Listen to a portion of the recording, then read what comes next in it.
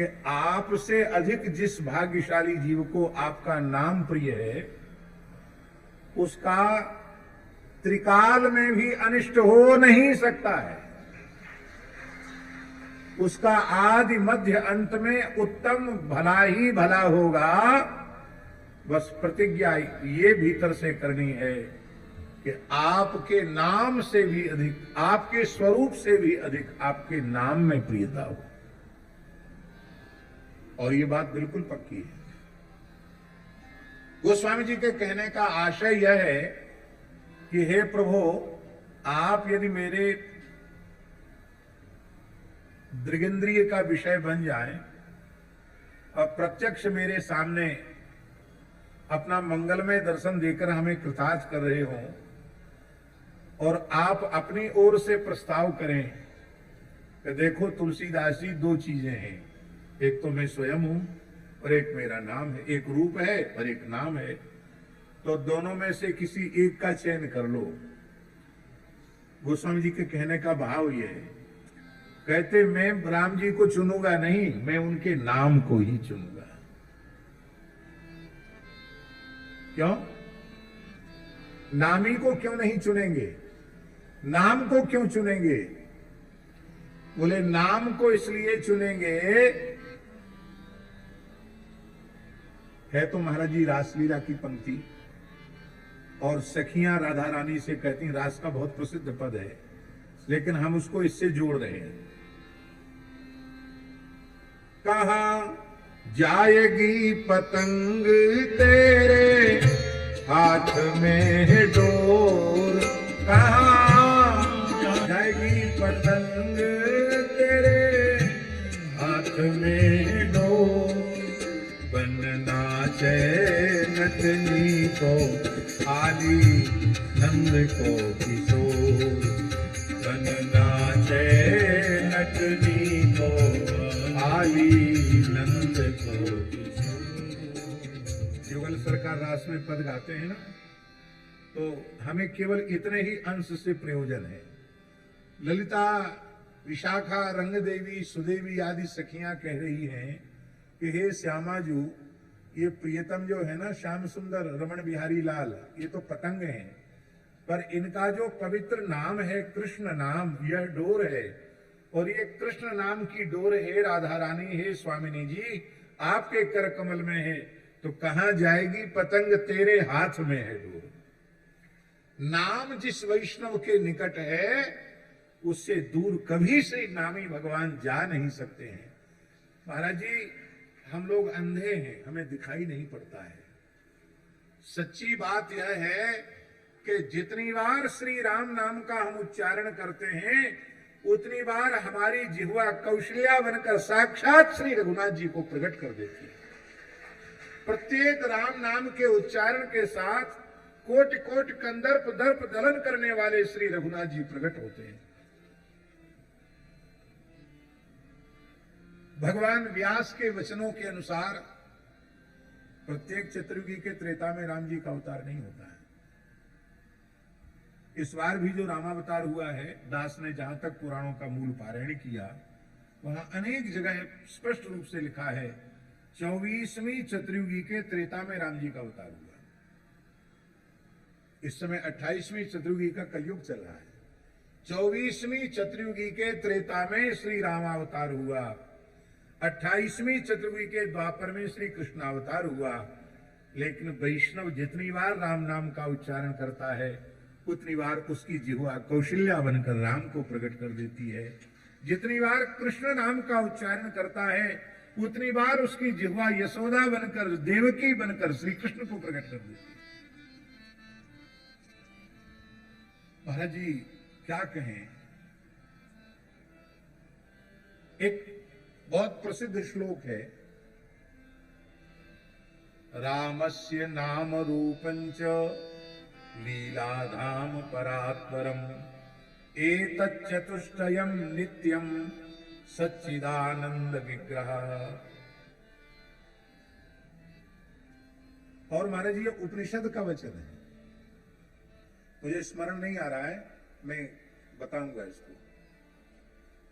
भगवान का नाम रामस्य नाम रूपंच लीलाधाम परात्परम एतत् चतुष्टयम, ये चतुष्टय नित्य है और सच्चिदानंद स्वरूप है। माने भगवन नाम में, भगवत रूप में, भगवत लीला में, भगवत धाम में किंचित भी भेद नहीं है। और इससे आगे बढ़कर महाराज जी कहा जाए तो श्री नामरूप लीला धाम के उपासक जो तदाकारिता को प्राप्त महापुरुष हैं, उनमें भी और इनमें भी भेद नहीं है। यदि भेद होता तो श्री नाभाजी महाराज कैसे कह देते, भक्त भक्ति भगवंत गुरु चतुर नाम बपू एक, नामना भिन्ना इवा भांति तत्वतस्तु एक एवही। तस्मिन् तज्जने भेदाभावात्, नारद भक्ति सूत्र में नारद जी कही रहे। तो नाम रूप लीला धाम सच्चिदानंद है, और नाम रूप लीला धाम के उपासना करते करते जो पूर्ण तादात्म्य को प्राप्त कर लेते हैं, वे भगवत भक्त भी सच्चिदानंद स्वरूप ही हो जाते हैं, तद रूप ही हो जाते हैं। जैसे अग्नि में पड़ा हुआ अयोगोलक वह अग्निपिंड बन जाता है, ऐसे ही इनमें निमज्जित जो जीव है वो भगवत रूप ही हो जाता है। विष्णु पुराण में इस प्रकार का एक प्रसंग है।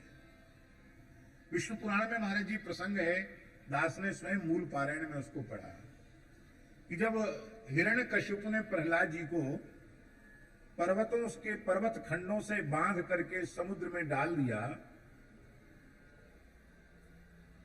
तो उस समय प्रहलाद जी भगवान नाम का जप कर रहे थे। ये विष्णु पुराण में लिखा है।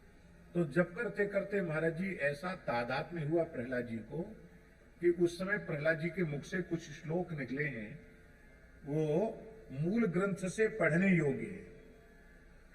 प्रहलाद जी कह रहे हैं कि मैं ही इस जगत का निमित्त कारण भी हूं और उपादान कारण भी हूं।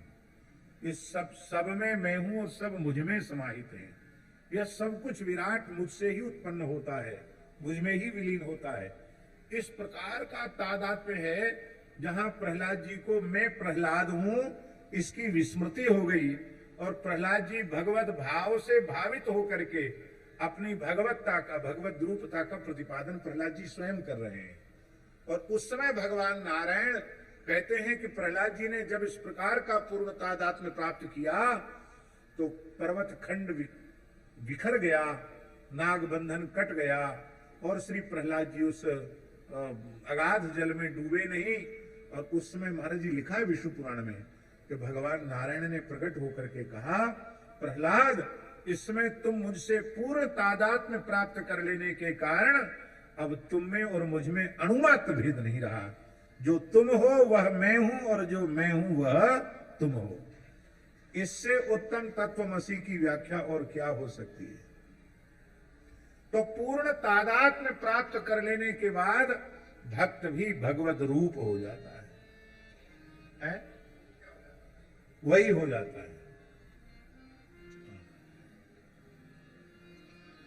तो जब नाम रूप लीला धाम महाराज जी जब ये सब अप्राकृत हैं, दिव्य हैं, सच्चिदानंद स्वरूप हैं, चिन्मय हैं, अब प्रश्न यह है कि इस दिव्य अप्राकृत चिन्मय सच्चिदानंद स्वरूप नाम को इस प्राकृत देह में, प्राकृत इंद्रियों में लेने की, उच्चारण करने की सामर्थ्य कहां है? पर प्राकृत देहेंद्रियादि के माध्यम से दिव्य अप्राकृत सच्चिदानंदमय नाम प्रकट हो रहा है। हमको लगता है ये इंद्रियों की सामर्थ्य नहीं है, ये हरिगुरु संतों की अहेतु की कृपा से नाम लिया नहीं जा रहा है, नाम स्वयं स्फूर्त हो रहा है, नाम स्वयं प्रकट हो रहा है। इसलिए यह अहंकार अपने मन में करना कि हम इतना हजार जपते हैं, हम इतना लाख जपते हैं, हम इतना करोड़ जपते हैं, हमने इतना अरब जप लिया, ये अहंकार भी मिथ्या ही है। क्योंकि वस्तुतः एक नाम भी जो प्रकट हुआ है वो हरि गुरु संतों की अहेतु की कृपा से प्रकट हुआ है। महापुरुषों का, संतों का जो विशिष्ट महात्म्य है वो क्या है? इनका दर्शन करते ही भगवान की स्मृति होती है। तिलक का दर्शन करो तो भगवान की स्मृति, तुलसी का दर्शन करो तो भगवान की स्मृति, स्वरूप का दर्शन करो तो भगवान की स्मृति।